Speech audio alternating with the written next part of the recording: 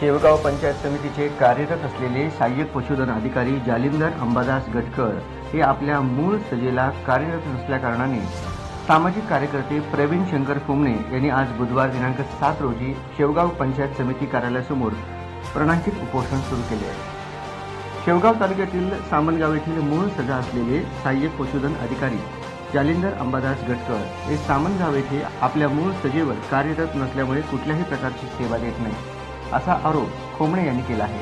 त्यामुळे त्यांची पेन्शन मंजूर करण्यात येऊ नये तसेच ते दुसऱ्या सजावर कार्यरत असल्यामुळे त्यांनी कित्येक दिवसांपासून शासनाची फसवणूक केल्यामुळे त्यांनी घेतलेले वेतन तत्काळ वसूल करण्यात यावे।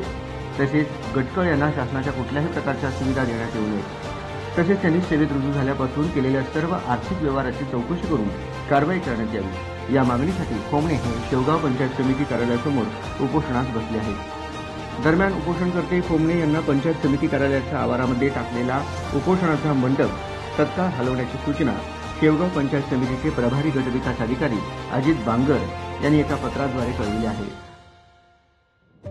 मी प्रवीण शंकर खोमणे, राहणार एरणगाव, भागवत तालुका, शेवगाव जिल्हा, अहिल्यानगर। मी आज पंचायत समिती कार्यालयाच्या आवारामध्ये यासाठी उपोषणाला बसलो आहे। सहाय्यक पशुधन अधिकारी जालिंदर अंबादास गटकर यांची मूळ सजा येथे कार्यरत नसतात, त्यासाठी मी उपोषणाला बसलो आहे। त्यांची मूळ सजा एक आहे आणि त्या दुसऱ्या सजेवर कार्यरत आहेत।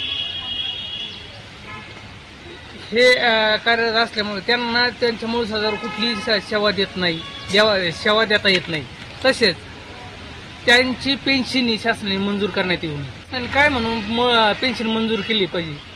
त्यांनी सेवेत रुजू झाल्यापासून त्यांनी केलेले आर्थिक व्यवहार यांची पूर्ण चौकशी व्हावी आणि ज्या अधिकाऱ्यांनी त्यांना पाठबळ दिलेलं आहे शासन नियम पायंदळी तुडवत त्या अधिकाऱ्यावर निलंबनाची कारवाई करण्यात यावी, यासाठी मी पंचायत समिती कार्यालयासमोर उपोषणाला बसलो आहे।